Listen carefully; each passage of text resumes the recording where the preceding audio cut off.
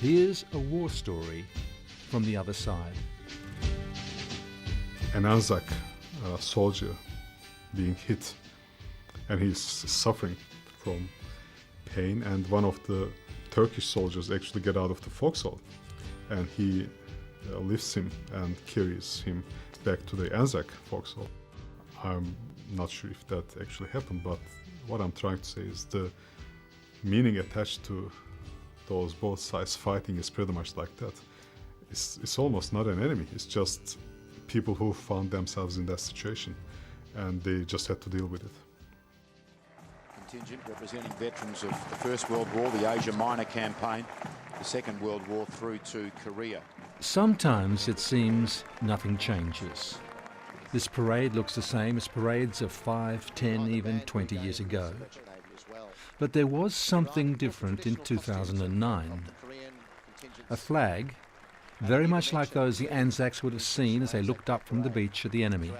A Turkish flag. The Turkish Ex-Servicemen's Association. But have you ever wondered what the view was like the other way? Do you wonder how our national legend plays in the boulevards and cafes of modern Istanbul? The word Anzac is something you learn at a very, very early age, definitely. It's just that there are so many other things going on in that period. I guess it's not as important as it is in Australia. Cem Dogruer is a teacher from Istanbul, where his family is linked right back to that other great East-West conflict in 1453. My mother's side, they've been soldiers for generations and generations, and the ancestor we know about is one of Mehmet the Conqueror's teachers, and he was with him when he conquered Istanbul, Constantinople back then. I think it's only the last 2 generations who have chosen not to be soldiers.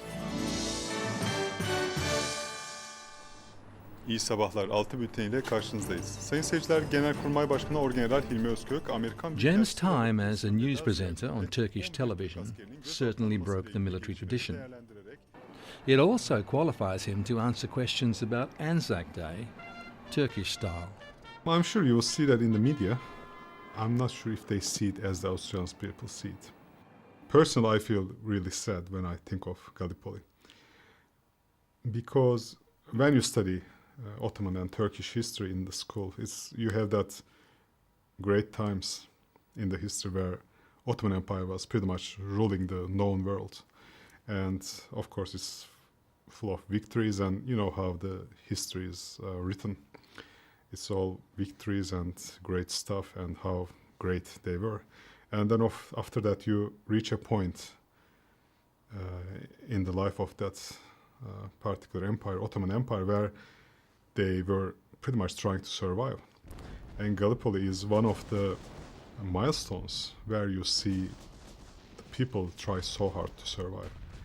And they were pretty much ready to give everything for that. And of course that's pretty much what happened. So many people died just to hold the other armies back.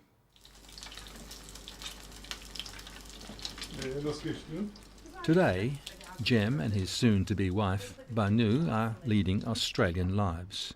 They're not unique. Migrants from other previous combatant countries are also here. Time heals.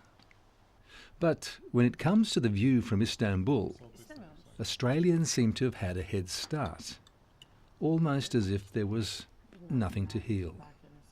The perception of Australians in Turkey is so much different from the perception of other countries who attacked Turkey back then.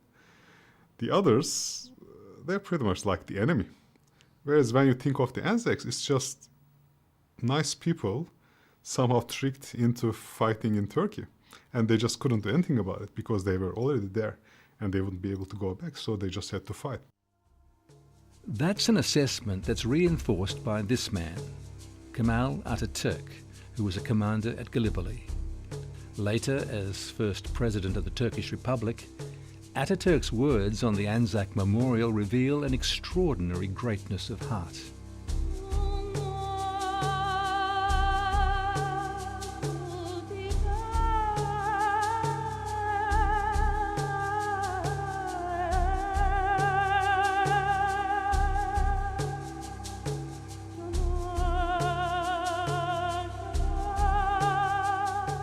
I've studied history for a couple of years, and I've never seen any commander say anything like that about the enemy soldiers.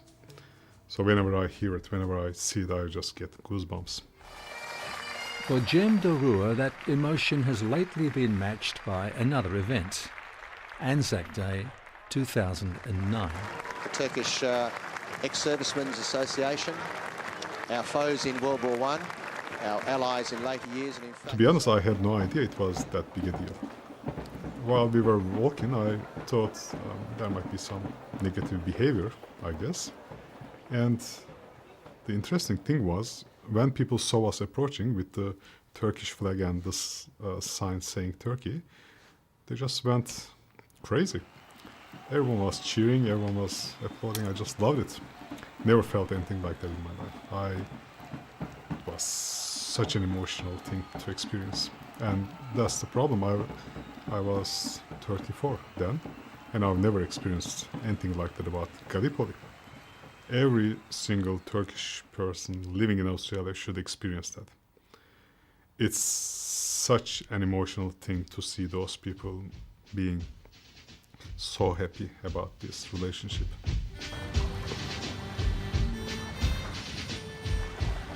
Of course, you would wish that these things would never happen anyway. However, when you look at it, you just see that you will never get rid of war. There will always be war because there will always be that conflict of interest. However, it would be great if people could actually move on and forget about the things that happened in the past and see it the way Australians see it, and the Turkish people as well.